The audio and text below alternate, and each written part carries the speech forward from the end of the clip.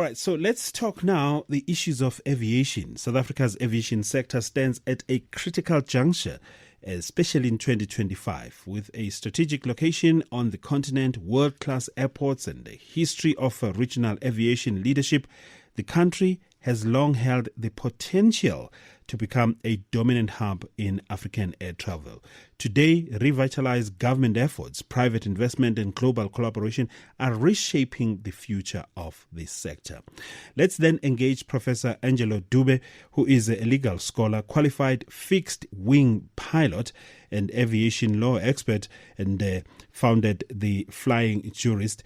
Professor Dube, thank you very much for joining us. Good evening. Thank you so much, my brother, for having me, and good evening to you and your listeners. Qualified fixed-wing pilot. What is that? Sounds exciting. Yes, it means when other people are flying helicopters, I'm flying the aeroplane as you know it, the one with wings on the side. Oh. That's what yes. How long have you been a pilot for? Oh, my brother, my first flight was on Valentine's Day in 2010. Sure. And I never looked back from that time. Yes. So that will be tons and tons of hours that you have flown then across all destinations globally. We have been trying. You know, for the African child, it's not that easy. The years may be many. The hours may not necessarily correlate with the years because you raise enough money to fly for a while, then you are out of finance for a while, and you're out of the cockpit for a while, and you fly again. But yes, we have been flying across Africa over the years, and we've been to many destinations, and we've been taking the love of aviation to many destinations across the African continent. Yeah, so that's a barrier to entry, really, the cost of flying. And how do we... I want to talk us about the state of aviation in South Africa and perhaps Africa as well. But just on that issue, how do we encourage the children of the soil to enjoy and to enter this space when one of the barriers is caused, and what is being done to deal with that, to address that issue? Okay. Look, from a government perspective, government is trying to ensure that there are bursaries available from the Training Authority for the Transport Sector, which is called TITA, and from the South African Civil Aviation Authority, which is the regulator for the aviation sector. They often advertise calls for applications for funding for people to go into the aviation sector every year around July, August. That's the time to look out for these scholarships or bursaries that are often given out by government. But we also encourage African children to go to their nearest airport to talk to aviation advocates that they see out there who are perhaps running Facebook, TikTok, Instagram, YouTube channels. Those who are trying to bring aviation to the people, they need to connect with those people because they will introduce them to other ways of entering the industry.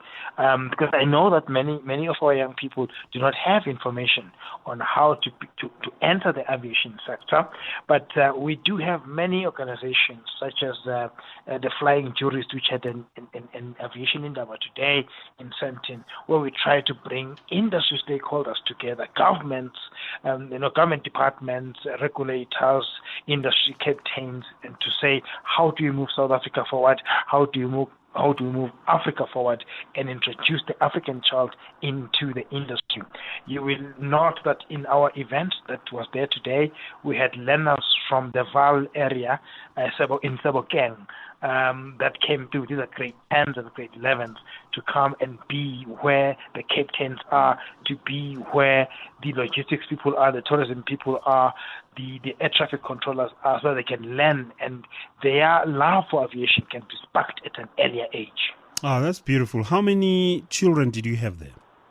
Because of budgetary constraints, we say to the school they cannot bring more than 10 because we needed to transport them this side. But we hope that with more industry players coming in and supporting the initiative, we can actually get more children to come through and be exposed. Is it an annual event? The Aviation Indaba is an annual event. It happens around about July, August every year.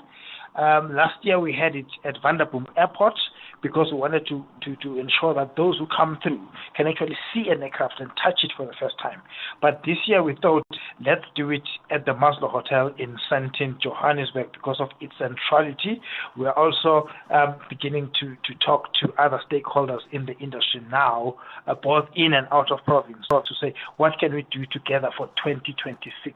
We will be sharing information once we have coordinated with our stakeholders and our sponsors to know where we're having it next year, but it's definitely coming back in 2026. It's going to be bigger. It's going to be more explosive.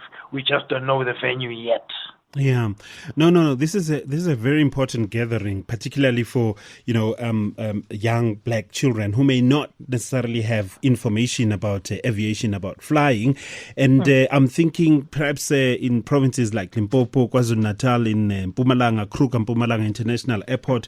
Those are kind of players who really need to come on board and support your effort, because this is practical career guidance, isn't it? It definitely is. We combine career guidance with policy development. In other words, we want the youngsters to come and be guided. But as we guide them, we want the leaders in the aviation, your captains in the airlines, your cabin crew, your air traffic control, your drone pilots, your people in the tourism sector, people in the cargo sector, people in the logistics sector, to come and say to the youngsters, being in the aviation sector does not only mean being in the cockpit as a pilot. It could mean that you are operating a drone on a farm, spraying chemicals or fertilizers onto the crops of a farmer. That is still aviation. It could be that you are moving goods from Durban to Polokwane by air. That's a logistical thing, but it's still aviation. So we want to broaden their mindsets and say it's not just pilots. There are more players within the sector. Yeah, it's like being in the army. It's not necessarily about rifles and firearms and drills and all those kind of things. You can be a pharmacist, a media practitioner, and all those kind of people in the army itself. So, yeah, it's important then to deal with that kind of thinking. But, Prof, let's look broadly about on the issue of the state of aviation in South Africa, in your view. Yes. Look, if I'm going to start from the global level and say the projections that we are getting from ICAO, the Civil Aviation Organization, Internationally Regulates Aviation, and from IATA, the Airline Transportation Organization, the need for pilots, for cabin crew, for mechanical, for aircraft mechanics is high. The projections for 2030 are even higher. We're going to be needing close to 1 million aviation personnel to come into the industry. So we are, as the blessing and the curse that we have as South Africa is that our standards are high, our quality is good. We train pilots, we train cabin crew, we train aircraft mechanics, and we then lose them to the north. We lose them to the Middle East, we lose them to Europe, we lose them to Australia. All these other countries take our people because our training standards are good. If you get a South African trained pilot, a South African trained air traffic control, you are guaranteed your airspace is safe. Your people are safe. So we're losing them. So what does that mean? We are coming from an era where for black people, it was impossible to enter the industry because remember the job color bar system.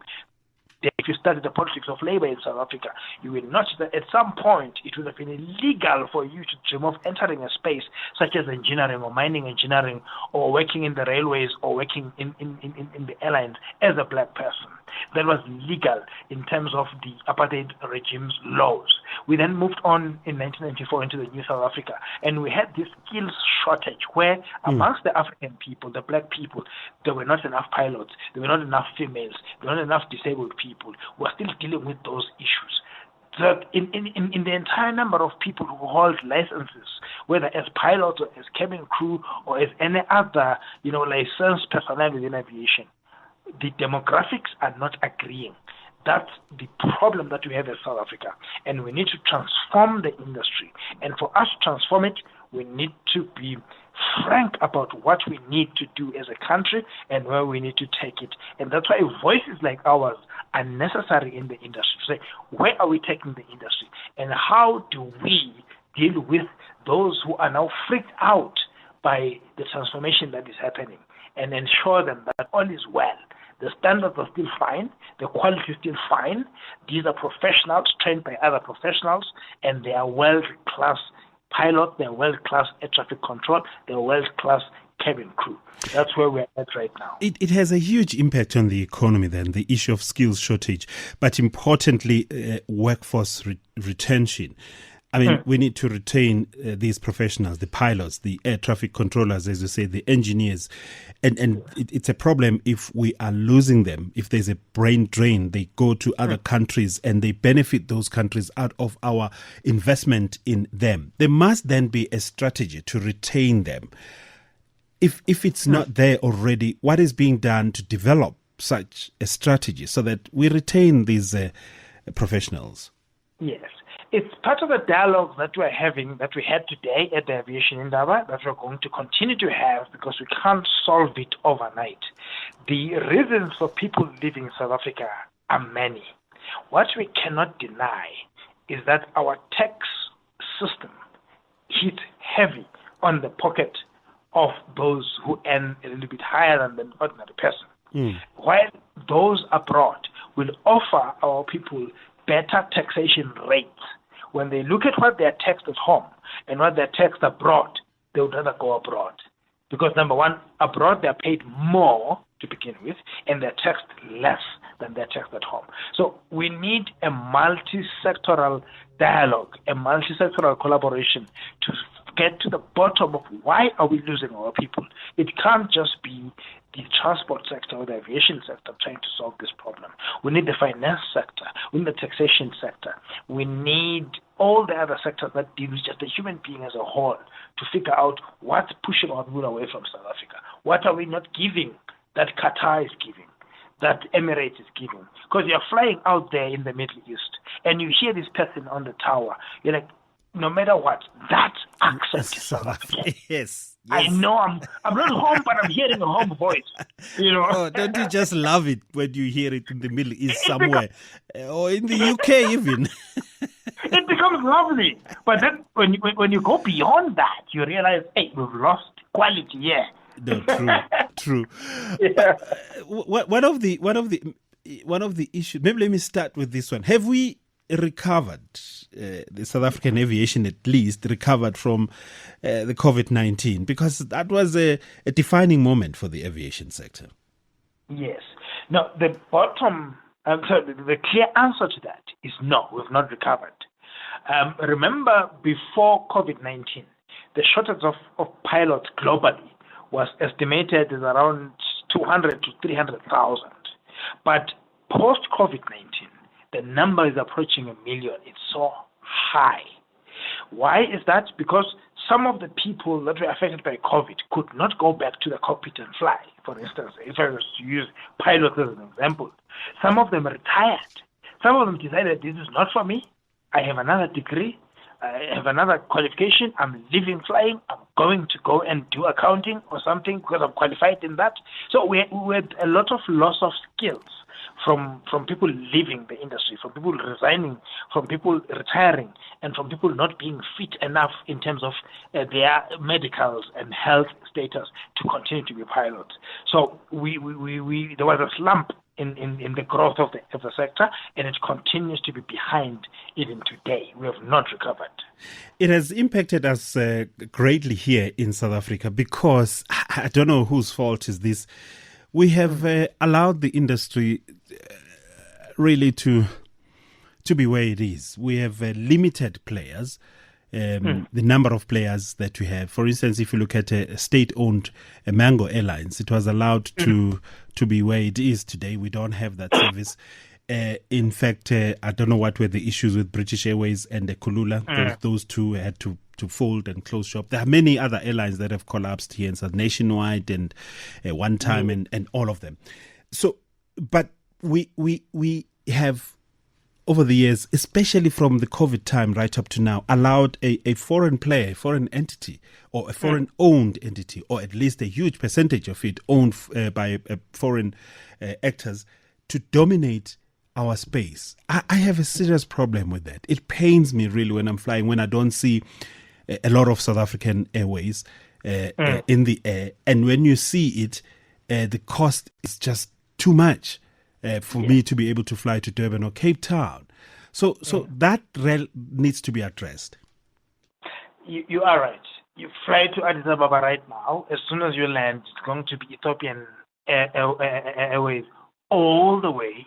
And then you're going to see maybe some fly to Dubai somewhere there or some other odd aircraft here and there. But primarily 99% is going to be Ethiopian Airlines. You go to Dubai, you go to the main terminal, you're going to see Emirates for 99%, and then an odd aircraft out there. You go to other terminal, the regional terminal, you're going to see Fly Dubai. So it's all domestic, it's all national flyers that are there. How did we lose it? It's not just Mango where we lost it. Remember, we used to have SA Express, which was a feeder to our pipeline, a feeder to our cadet system. We were creating, South Africans were qualified through a cadet system using SA Express. We brought those young girls and young boys with low hours, put them through the system, and we made them fly ATRs, and they gained hours from that. Then they were ready for the bigger missions. Through our own national airline, we allowed it to die, which means there's a problem in our system in as far as we are designing how we are catalyzing this economy. And we need to have an introspection with ourselves as a country to say, what are we doing to our aviation industry? We cannot be strategically positioned as we are, because South Africa is strategically positioned, but we are slipping on that particular advantage that we have. Instead, we're allowing private players to run the show, and we're happy with that. And there's got to be a problem there. It's a policy problem. It's an economic planning problem. We need to dialogue about it, and we need to give policy advice to the government on where or how to move this forward to ensure that the industry benefits the South African on the ground, because our boys and girls were flying under the cadet system of SA Express, but they're not anymore. It pains me. I mean, we have been overtaken by the likes of Rwanda Air, for instance. I remember when they were receiving their second cohort of aircrafts. I was there in that country many years ago, and I remember I interviewed the CEO there.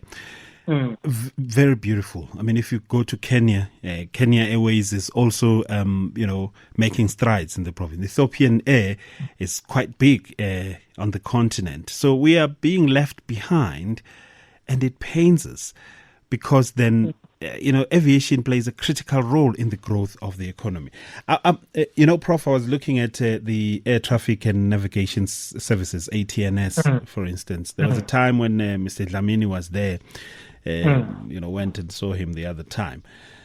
But now to say that, the reliability of the communication, navigation and surveillance systems, the CNS, is just in a dire state, such that the minister had to set up a ministerial intervention team to stabilize and rebuild ATNS is a problem.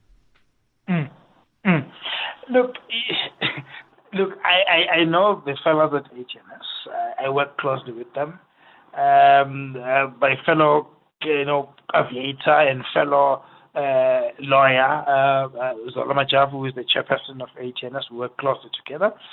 I know he's doing great work in that space. Here are two critical things for me. How old is our infrastructure in our airports around South Africa? Are we still up to date? And if not, who is holding the path that should allow us to upgrade our systems?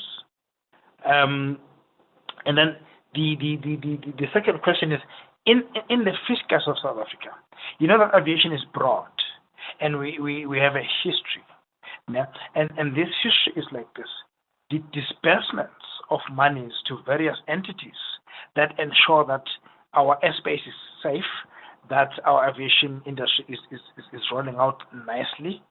What were the trends in the past in terms of allocations, of budgetary allocations to various regulators within the aviation industry?